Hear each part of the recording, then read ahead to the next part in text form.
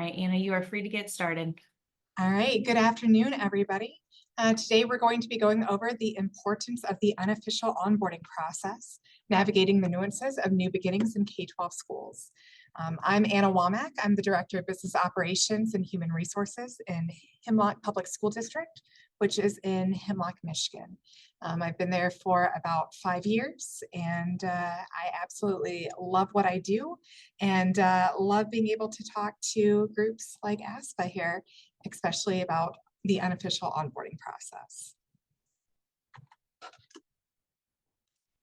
And of course, my computer decides that it doesn't want to present forward here. Gotta love technology, right? There we go. So I want to start out today with a quote. I truly believe that onboarding is an art. Each new employee brings with them a potential to achieve and succeed. To lose the energy of a new hire through poor onboarding is an opportunity lost. That was from Sarah Wetzel, the Director of Human Resources with Engage BDR. And I think that this quote really sums up what we're all looking to do with onboarding. We want to make sure that we are bringing those employees and letting them reach their full potential within our organizations.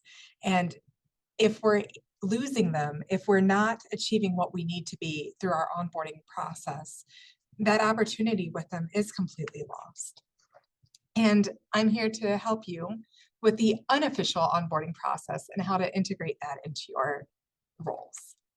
Looking at an agenda for today, we are going to go through a brief introduction of the unofficial onboarding process. We're going to understand the process, understand some of the key benefits with it, and discuss some strategies for implementation. The objectives of today's presentation, I'm going to define the unofficial onboarding for you so you understand what that really looks like. Emphasize the significance of that in your school or district. And then we're going to go through some strategies for incorporation so that you can take these concepts and apply them within your own schools or districts. So thinking about bringing a new employee on, you have someone come into your organization. They've got the skill set, or otherwise you wouldn't have hired them. They have the drive to be there because they applied to come work for you. And you've got all of the paperwork and processes in order to make sure that they know what's expected of them from a job standpoint. But what does it look like when you're trying to bring them in and really integrate them into your organization itself? How do you get that information that you gather from being here for a while to them, of understanding things of like, where should you be parking? Where is the fridge to put your lunch? How do you do lunches here? Do you need to wait for other people to take them? Are you free to go on your own time? You know, all of those little things that you normally have to wait days or weeks or months, sometimes even years to learn, is things that are so important in putting into a new employee, into integrating them into the culture of your organization, and to helping them really feel welcome and part of you from the beginning. Looking at the distinction, we have the official onboarding process and the unofficial onboarding. The official onboarding is what we are mostly used to, of looking at the formal programs, the policies, the procedures, the expectations. A lot of times you might have a new hire orientation that's part of your official onboarding. You have the packets of paperwork that we all love to complete or to be reviewing. And all of that is good, all of that is needed, but it's that unofficial onboarding part that gets forgotten. It's those informal insights like the social norms, the personal tips, the community's unwritten rules. As I mentioned earlier, where do you park? Where do you put your jacket? Is it okay to hang it on the back of your chair? Do you need to go hang it on a coat rack somewhere? Should you not even bring it in and leave it in the car? What about lunches? How much time do you have for lunch? Are you able to, be a minute late, or are you going to get your hand slapped so severely that you don't even want to leave the campus to go to lunch? What do those things look like? And the unofficial onboarding process is trying to take that knowledge that you have within your culture and helping to embark that onto a new employee. So looking at the key components of unofficial onboarding, I would say that there are three main components. You have your local knowledge, you have your social norms, and you have your day-to-day tips. The local knowledge are things like your best coffee spots, the parking tips, the quickest spot for lunch, all of those things that normally take a while to learn and to really get involved in. Um, I know that in my district, we did not have a coffee spot, like a true just dedicated coffee spot for the longest time. And it really became a thing of, if I want to go get myself a cup of coffee in the morning, where do I go? If I want to bring it to one of my secretaries in one of my buildings, where's the best place to get that at? And not everybody lives within your community of your school or of your district. And helping to kind of put that information together is helpful for someone to feel like they are part of that community. Parking tips, I feel like we all have unwritten parking rules. You know, you might not have actual assigned parking, but everybody knows that that second spot from the front in the third row is Brenda's parking spot, and you better not park there because Brenda will not have a good day. It's little things like that of taking that knowledge and sharing that with new employees. And it doesn't need to be a way of, you know, like, hey, don't want to piss off Brenda over there, but just letting know, hey, I know that there's nothing really official, but here's where people tend to park. Here's where I would recommend not parking. This area is kind of free, kind of make it your own spot. And then things like lunch. Lunch is always such a big thing. If you're bringing it, where do you put it? Can you use the fridge? Can you fit a full-size lunch box in there, or do you just need, you know, your little Tupperware container to put in? If you want to go out for lunch, are there any places to avoid because they might take too long to get their food ready? We have a place here in my town that I was personally warned about, that the food was fantastic, but they were slow as molasses. And if you wanted to eat there for lunch, you needed to call in about 30 minutes before you planned on getting there so that you had a chance to get it and be able to eat it during your lunchtime. Things that you just would not know until you've experienced them yourself. The second key component would be social norms. Things like faculty lounge culture, informal staff interactions. How casual is Casual Friday? You know, the things that are those unwritten norms of how it's expected. I know when I started here, one thing that I experienced that I had never experienced at another school or district was that the entire administrative team took lunch together. I was used to, if you're hungry, if you're ready, like, go do your own thing, come back after your lunch period and just continue working. So on my first day here, it's like, I'm getting a little hungry. I think I'm gonna go take lunch. My coworker's like, oh, okay, well, let me call everybody and see if they're ready. Like, what do you mean call everybody and see if they're ready? Like, well, we all sit down, we take lunch together. It's like, oh, well, that's good to know, because I was planning on running to McDonald's, but if we're all gonna eat together, you know, that's gonna change a little bit of the way of how I plan to have lunch here. The third area is the day-to-day tips. Those things of like the best time to use certain facilities. You know, if I need to go make copies, is there a time that the copier is less busy than others? Is there a time to be able to go use the gymnasium for my class that it's not in use? You know, what do things like that look like? Shortcuts around campus. I know that for my district, for example, we do kind of have a campus of all of our buildings very close. And it took me a little bit to realize that from getting from our middle school to our elementary school, instead of getting out on the road, going all the way around, there was a little bus loop back behind the back, not easily seen from the road. But if you just took that, it was like a 30-second drive between, instead of going kind of the 5 minutes out on all of the proper roads. Just small little tips like that can really help out. Which parents to watch out for. I know that's the thing in every district. There's that one family that's kind of like, don't get on their bad side. And How you normally find out which family that is when you've done something to get on their bad side. Having that sort of information right from the beginning really just helps people feel integrated within your culture, within your school, within your district. So looking at the importance in the first day of this unofficial onboarding process, you have the typical feelings of your new staff members. They tend to feel overwhelmed, they're confused, they have anxiety due to unfamiliar surroundings and the pressure to adapt quickly. They want to do well, but it's scary starting something new, and it doesn't matter really how old you are. That feeling of first day of school as a student, I feel like travels with you for the rest of your life. Whenever you start a new job, it feels like that first day of school again. Are they going to like me?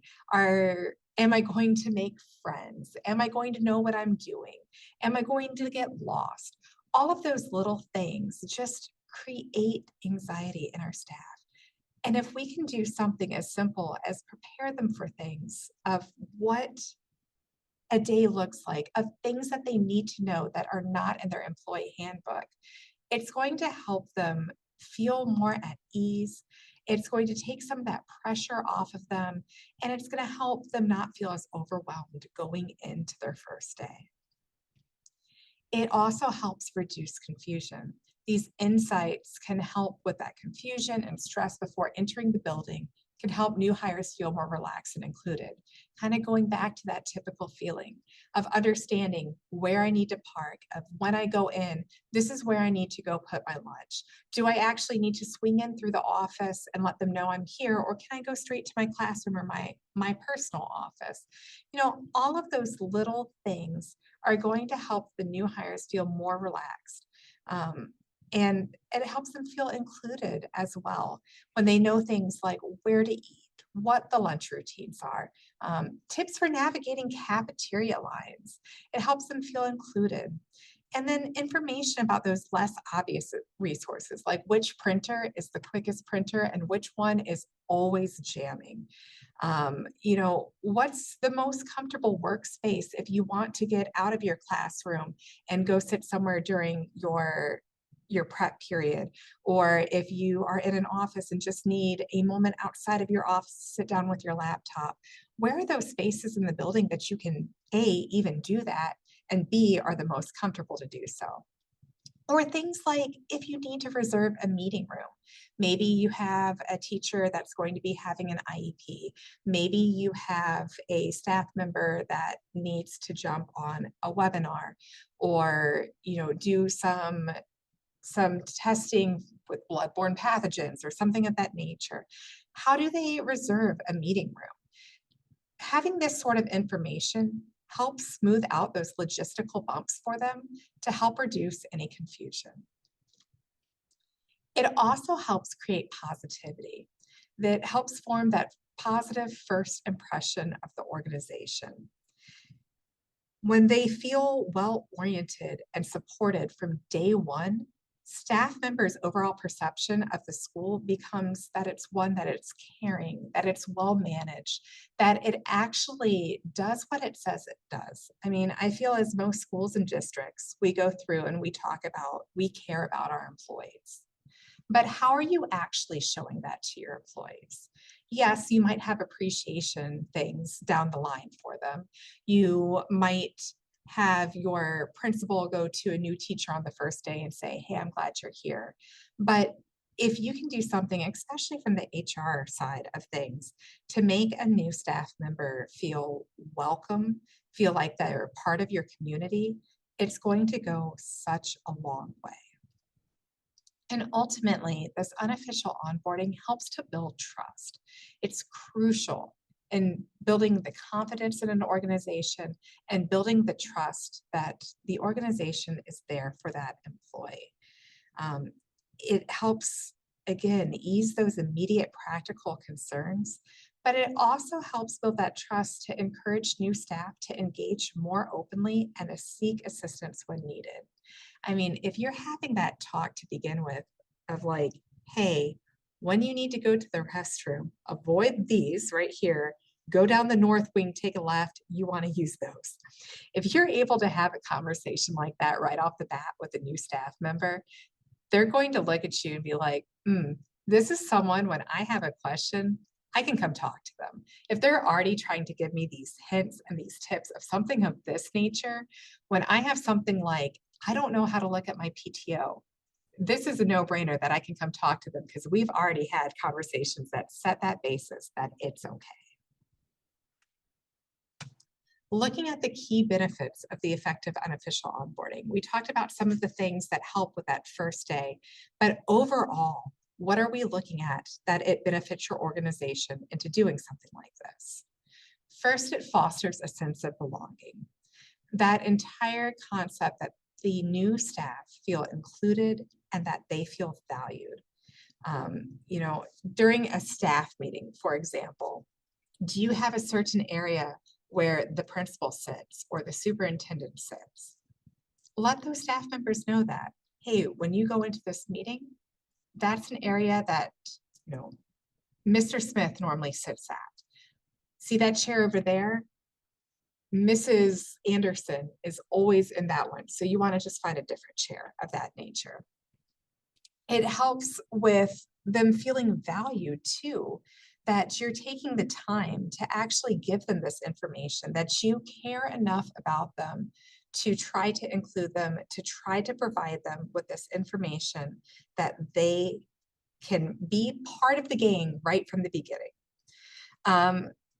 Looking at this too, Bamboo HR had a study and they showed that new employees with good onboarding experiences are 18 times more committed to their employer. So, if you have someone that's 18 times more committed, they obviously have a sense of belonging with you. In that same study, Bamboo HR also found that if you have an effective onboarding process, which I argue includes this unofficial onboarding, 33% more employees feel engaged compared to those that have an ineffective onboarding process. This unofficial onboarding also helps to boost efficiency and morale.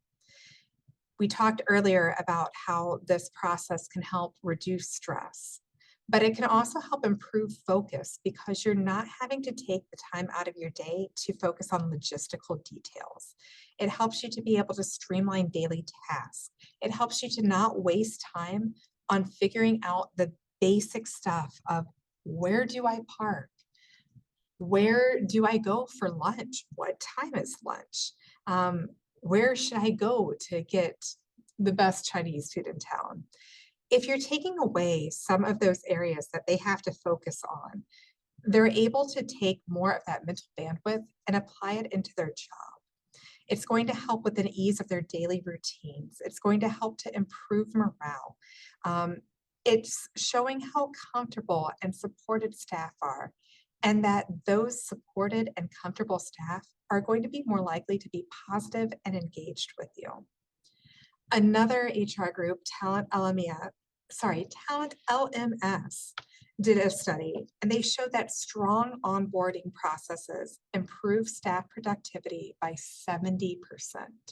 I don't know about you, but anything that I can do to improve productivity by 70%, I am all for. Another key benefit is encouraging open communication. When you're sharing those unofficial tips, it's setting that precedent for open dialogue, and it encourages the new hires to ask questions and share their insights. When you have that open communication, you're going to have a more communicative culture, and that in and of itself brings about certain benefits as well. You're going to be seeing faster problem resolution because these problems are not being held in, they're being communicated out. You are also able to talk through them in a better way of being able to focus through and discuss and problem solve with staff. It also gives them the ability to see that this open communication, allowing them to bring more innovative ideas to the organization as well. I feel in any organization, you have that time where you see things that could be improved upon. You have ideas for innovation. But sometimes there's that fear of speaking up. I don't know how this is going to be received. I don't know if they're going to think this is stupid. Maybe I shouldn't say something. And a lot of times those can be the best ideas out there. And, especially with new staff, they're coming in with fresh eyes on the situation. They're able to kind of take a look and analyze and see the things that you're doing right, but the things that you could be doing better, the things that could be tweaked slightly. And if you're already establishing that line of open communication, they are going to be feeling more open and free to bring these ideas to you. And then ultimately, it also helps create a more inclusive culture when you have the staff that are feeling heard, that feel like their opinions matter, that they're able to express those innovative ideas. They're going to feel more included and they're going to feel more connected to the organization. Another key benefit here is reducing early turnover. So Clear Company did a study and showed that excellent onboarding processes experienced an increased 52% retention rate of new hires. Some other key figures here that I thought were interesting in looking at turnover. SHRM said that as much as 20% of staff turnover occurs within the first 45 days of employment. Brandon Hall Group did a research study that showed that strong onboarding processes improve new hire retention by 82%, and that 69% of new hires will stick with the company for at least 3 years from a great onboarding experience. So much is at stake with what you are doing when you are bringing these staff members in. For early turnover, the official part of onboarding is very important here. I'm not going to diminish that at all. But that unofficial aspect is equally important within the school environment, reducing those feelings of isolation and frustration. You're bringing those employees into your fold right from the beginning. You're making them feel like they're part of your community, that it's not something where, they've got to earn their letter per se, that they have to go through and kind of go through and serve their time to be part of the team and part of the culture and part of the community.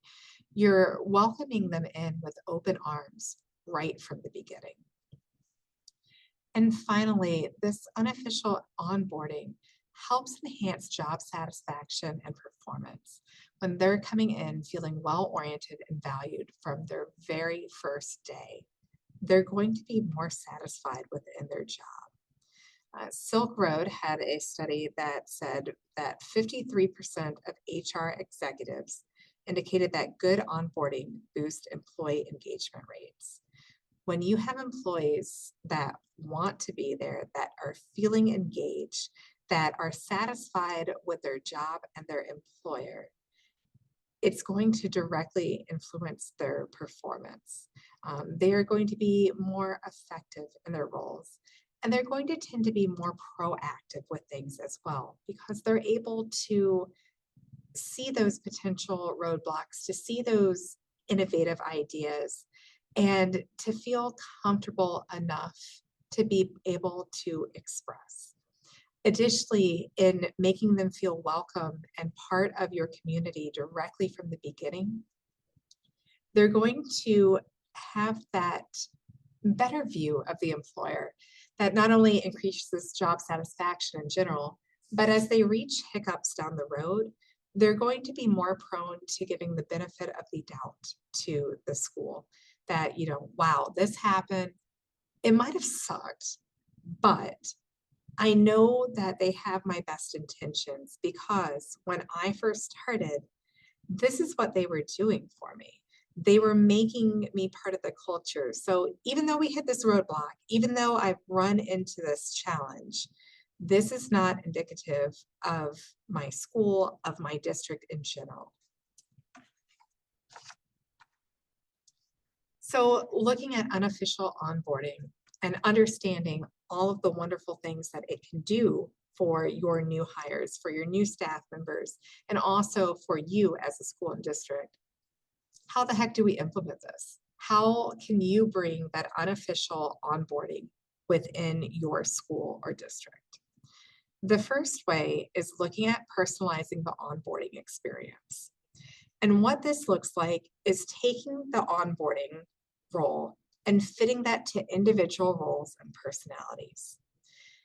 And I know that that sounds like a lot of work from the back end of the HR department, but I assure you it's not. When you're looking at this, you have, if you're looking at a district level, you have certain schools within there. You can even do something as simple of having, like a one-sheeter per school of tips and tricks to know for using my district, Hemlock Middle School. You can include in there, this is where to park. Here's where the staff lounge is. Here's a schedule showing other teachers' schedules and when their prep periods are. So if you need to collaborate with another teacher, here's times that you might be able to snag them if their prep period lines up with yours. Depending on your school or district's culture in regards to sharing cell phone numbers, you could have a phone list available there of here's how you can contact people, a birthday list of people within that building. And all of those things you're able to have put together, that it really doesn't matter if you're hiring Joan to be your MTSS person, or if you're hiring Kyle to be your English teacher. If they're all in the same building, you already have those documents ready to go to grab, to put in part of their onboarding packet, but that feels personalized to them because it's in the area that they're going to be in. You are also able to tailor information packets with local insights as well, talking about that like best spot to get a cup of coffee, or places to go for lunch, or items of that. You can grab takeout menus and make copies and put them together and put that in part of your packet. Here's that local information right here. You can even have kind of like the best of your community, the best of Northville School District, of knowing where to go. Like, here's the favorite coffee shop, here's the favorite place to get a burger. If you want to get a salad, you've got to go here. Those little information tidbits are things that you can put together that do help personalize that experience for the individual, but are not taking up as much time on your end of trying to personalize it for each single person, of recreating the wheel every single time. The other thing that you can do is create an unofficial onboarding manual. Maybe instead of trying to completely personalize this, maybe you want to put this all in one booklet. Those menus, a list of important contacts, a list of common unwritten rules. I know here, for example, every Friday is Casual Friday. And even though it's never been verbally said when I started, after I was here for a while, I understood that the expectation was that we were wearing school geared shirts, that I've got a Hemlock Husky shirt on Fridays. And it's very rare to see somebody dressed casually with something other than a school related shirt on. But that's not something that's necessarily told to you. That's something that you learn after being here, of working through it, of learning what you need to be doing. Imagine if you were that new employee that you started out and you had this manual for you, that you have not only your employee handbook that's telling you, here's your PTO, here's what you can use a sick day for, here's all of your holidays that you're having, all of that official onboarding stuff that you need to have.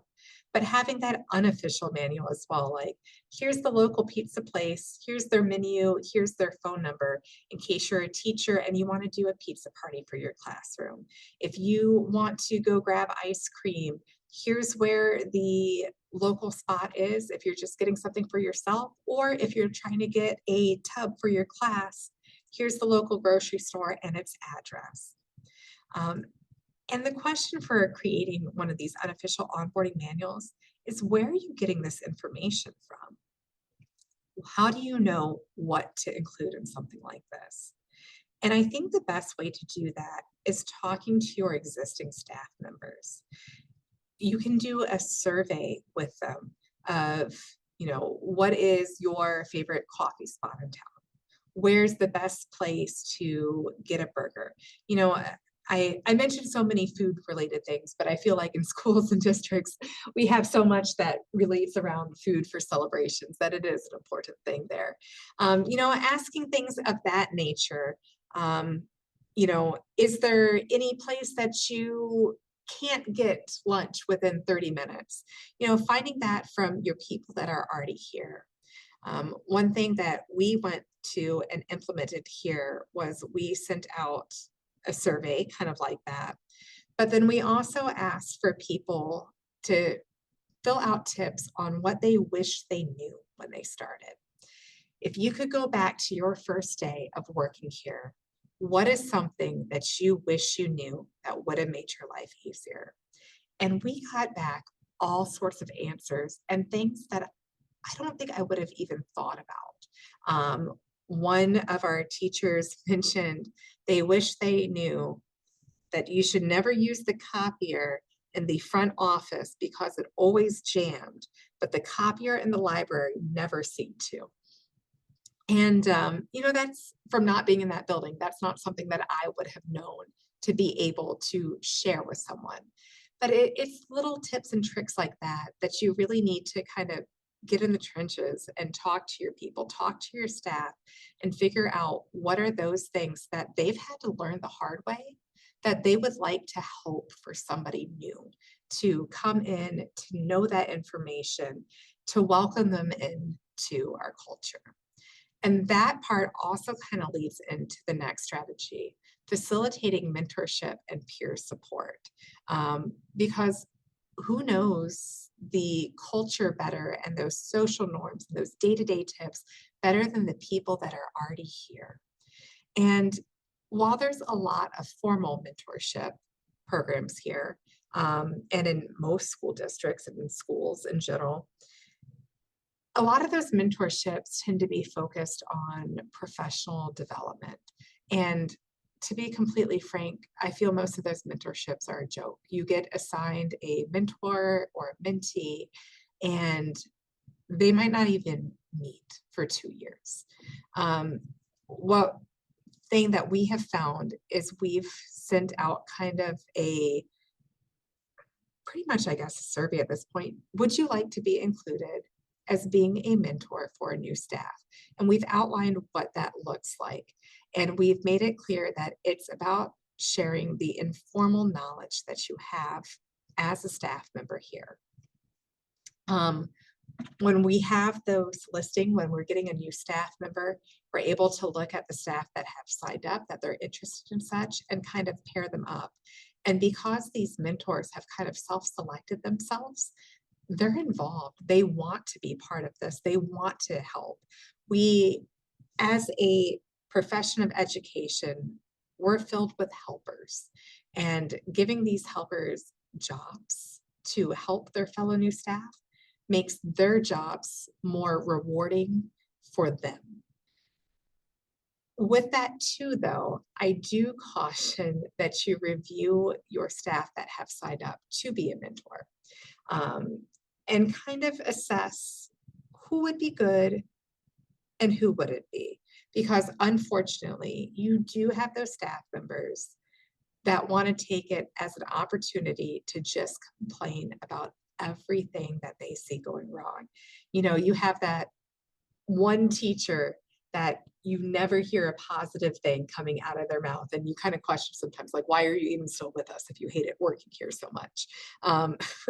But those staff members are people that you might want to take a look at and might want to kind of reevaluate. Is this the best person to be using as a mentor for a new person? and kind of steer away from those. Looking at implementing an unofficial onboarding process, you also want to make sure that you're looking at regular updates and feedback loops. Looking at that unofficial onboarding manual.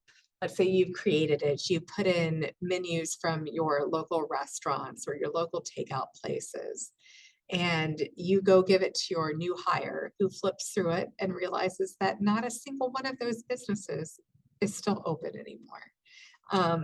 You want to be reevaluating your information that you're handing out, especially if you are creating these documents to pass out, to make sure that the information that you're sharing is still accurate. I know in my district personally, we have a lot of construction going on right now. And if we weren't updating information about parking, we would have our new staff showing up and being like, okay, you told me to park here, but there's an active construction site and there aren't even parking spots there anymore. So making sure that you're looking through those guides, keeping them current based on new insights and changes with the school. Another thing for that, talking about sharing those experiences of a place like the best cup of coffee. Sometimes those businesses are still open, but maybe there's been drastic changes in them. Maybe at one point they were the best place to get a cup of coffee, but their quality has drastically decreased. The service time is now super slow and they're not the place to be anymore. That's where using those surveys from your staff can be invaluable to make sure that the information that you have collected is still accurately reflecting what the knowledge and what those tips really are. One of the other ways that you can incorporate this feedback besides those periodic surveys is doing informal check-ins. And I think those are really important with your new staff because those are kind of your guinea pigs in so many ways of going through the process recently. They've received this information from you and checking back in with them. Hey, what from this was valuable for you? What really helped you? Even that question, what did you wish you knew that you had to learn? Or what did you wish was included in your information that we didn't include? So making sure that you're regularly looking in, updating that information, and gathering that feedback on a periodic basis to make sure that those regular updates are occurring. Another thing that you can look at is incorporating the unofficial onboarding into your regular training sessions. Many of us have a new hire orientation. You have a welcome back for your staff at the beginning of the school year.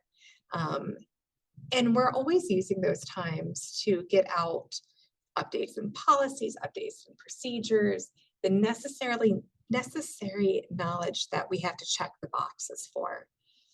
But what about taking that time to put out that unofficial onboarding at that point too? Yes, I understand that many of your people, especially at like a welcome back, have already gone through the onboarding, some of them 25 years ago. But you can incorporate it into that point to let them know of a new restaurant that's opening up, of a new store in town that's carrying school gear, of things that might be of importance, of knowledge, of value to your staff that are not things that you've normally been including. And especially in the new hire orientations, why not take that time to incorporate this unofficial side into it as well? You know, you have them sitting down, you have them filling out paperwork, you have them understanding the rules. Why not take a moment to take them on a tour of the building? Show them, hey, here's the staff lounge. Here's where the parking lot is. You know, it doesn't say it here, but we all park in the last 2 rows here.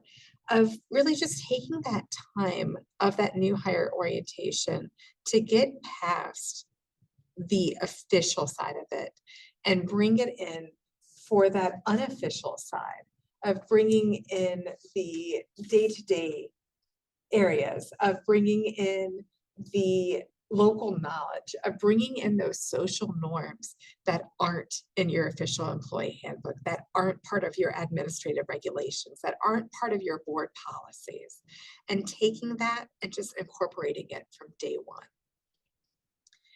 Another huge factor in implementation here, though, is that you've got to make sure that you're measuring the success of it and making adjustments.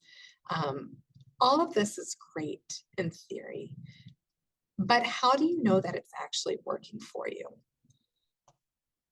Business Wire did a study that showed that 55% of all businesses don't measure the effectiveness of their onboarding process.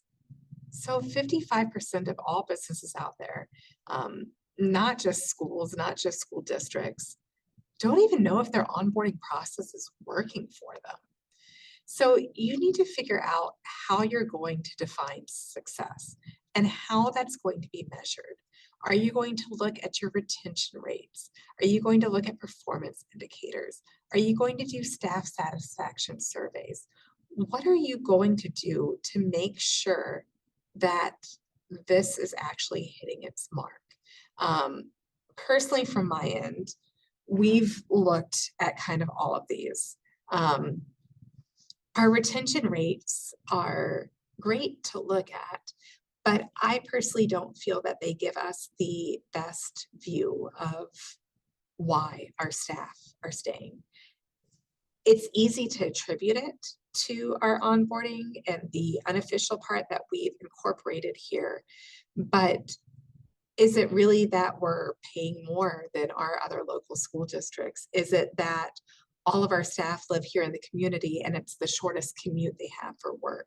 You know, things like that don't show up in a matter of looking at retention rates. This is where I think staff satisfaction surveys are really invaluable in this thing. And especially if you are looking at some of those staff satisfaction surveys on your 30, 60, 90-day check-ins that you're having with new hires, of kind of seeing where they are, of how things are going, you know, and kind of take that time to measure the success of your unofficial onboarding. Like I said earlier, of kind of getting that feedback of what things worked for them and what things didn't. You know, what is your satisfaction at this point of your onboarding process? How did you feel about your unofficial onboarding that you received? How did you like this? And what they feel at 30 days might not be the same that they feel at 60 days or 90 days, because maybe the knowledge they received was super valuable those first few days, but hasn't translated into long term. And on the flip side of that, maybe there were things that were communicated out that in the beginning really didn't make much of an impact for them, but as they went forward, really helped them. And, you know, it wasn't something they needed in their first month, but in that first quarter, oh my goodness, I am so glad that I knew this. I'm not quite sure how I would have been able to do this without it. In addition to making sure that you know how to measure success, you also need to be able to make ongoing adjustments based on those outcomes. If your feedback that you're getting here, if the success measurements are not showing that you're having a successful process, you need to take the time to make the adjustments and not just stick with the status quo. Because if you are not trying to consistently improve yourself, you're going to wind up in that area where you are just stuck in status quo, where you're not having innovation, you're not having growth, and you're not evolving to meet the needs of your staff.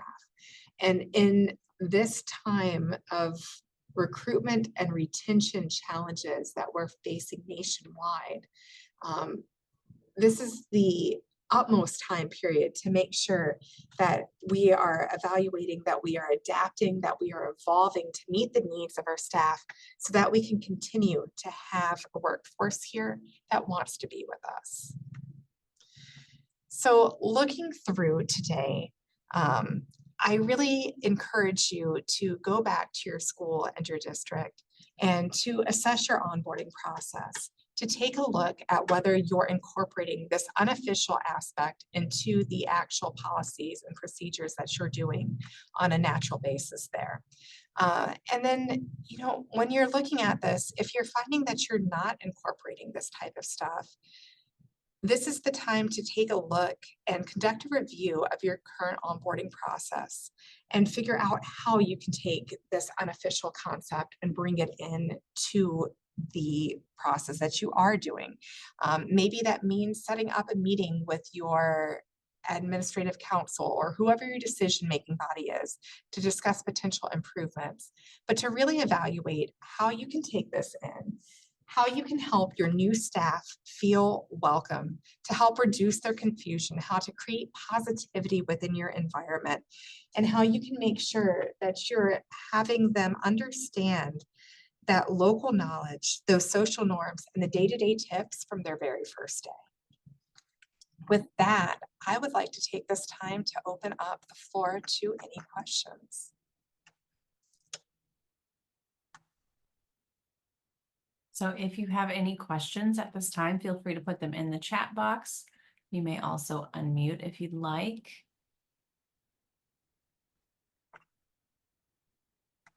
And Anna, we do have one that's starting us off. It's from Sandy. She said, do you have an example of an unofficial onboarding manual you would care to share? Sandy, if you want to shoot me an email, I have my contact information down there. I would be more than glad to get you an example of something that we've utilized. And then we have one from Eleanor. Eleanor said, the staff in school that I talked to about how busy they are and how overwhelmed they feel by their workload. What tips do you have for communicating about culture building activities like unofficial onboarding to staff who are drowning in compliance-oriented tasks? And that's a very difficult thing. I mean, that's something where we kind of all feel that there's too many tasks in the day to be able to focus on these kind of pet projects for many. I would kind of make the argument there in talking about the importance of this, that here's the value that you can receive from within incorporating this. And I think that's the biggest thing. Nobody wants to take on busy work. Nobody wants to take on another task just to check a box. They want to be able to see the value in what they're doing and the value in incorporating something new and taking the time doing something. So I think if you can kind of go back and show them that these culture building activities like unofficial onboarding are helping with retention. So you're not having to constantly train new staff members, are helping build up cultural positivity, and really just emphasizing the value that they're going to see should help some with that. Oh, can I put the Yes, I can put that information back up. Actually, I am just going to drop it in the chat with my email as well.